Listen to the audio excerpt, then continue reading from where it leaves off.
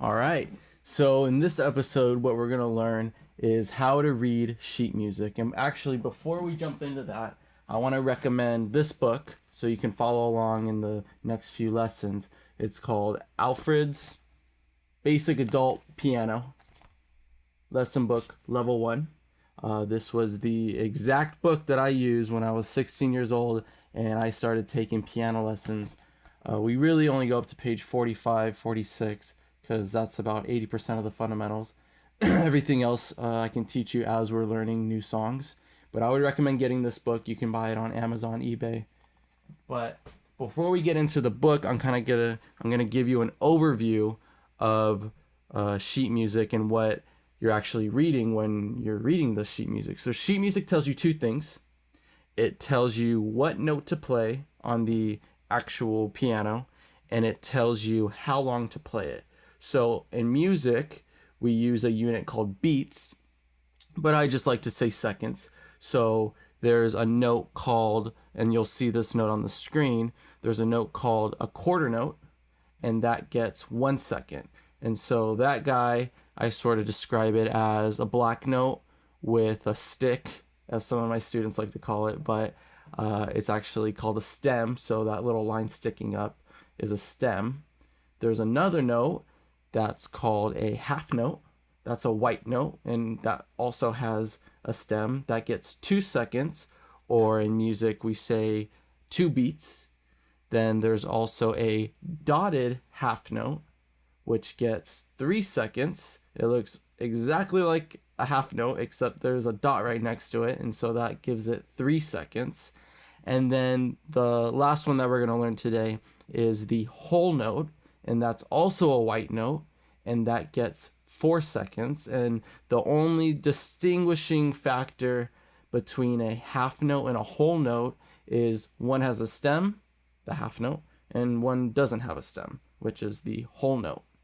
So if I was to play a quarter note, I would hold down a key. In this case, I'm going to hold down middle C here for 1 second. That would be for a quarter note. So 1, 2, 3, 4, right? I held it for just 1 second. 1, 2, 3, 4. Right when I got to 2, I let go. If I wanted to hold a C note for the value of a half note, that's 2 seconds, right? So I'm going to hold it for 2.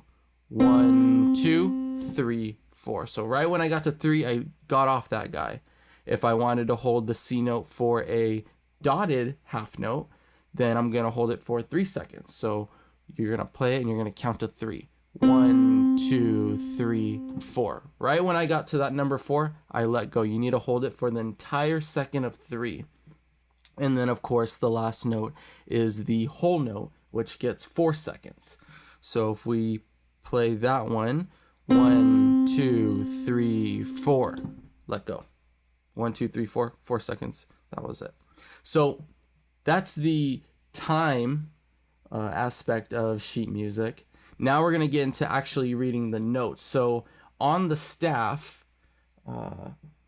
there's, actually let me show you in the book here, the book that I recommended. On the staff, you can tell on this page, there's notes everywhere, right? Some notes are kind of low, and I don't know if you can see that. And then some notes are kind of high. And so the low notes, some of them are going to be associated with the lower notes on the piano. And the higher notes are going to be associated with the notes that are higher on the piano. That's kind of an easy way to think of where the notes are in terms of the staff.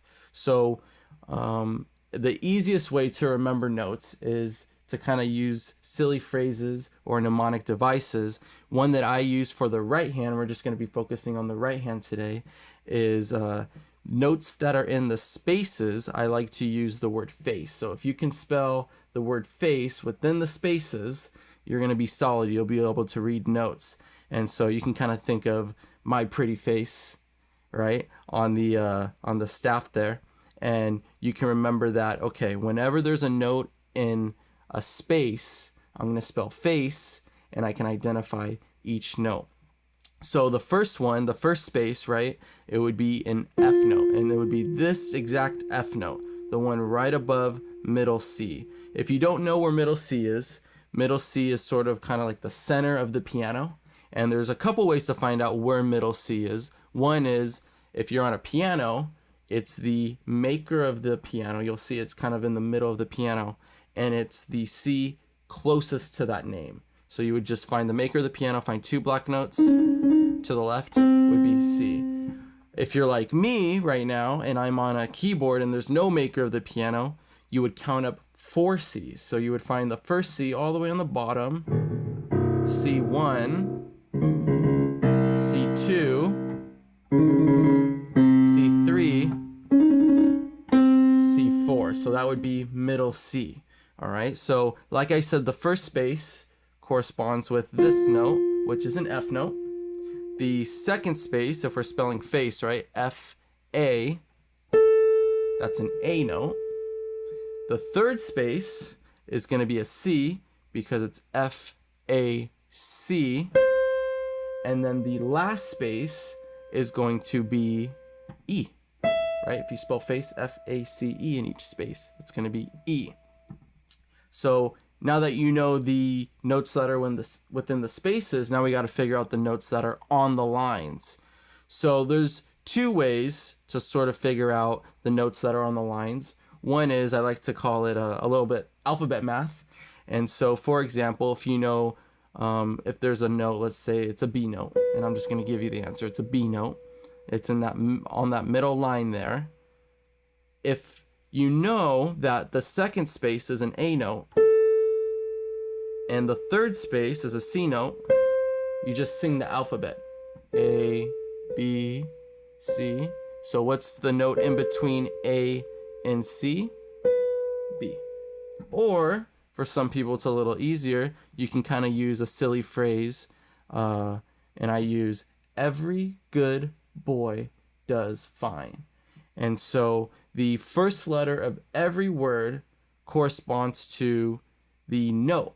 So on the bottom, the first line is an E because it's every, right? You're spelling every good boy does fine on each line. So each word gets each line gets a word. So the bottom line is E, every.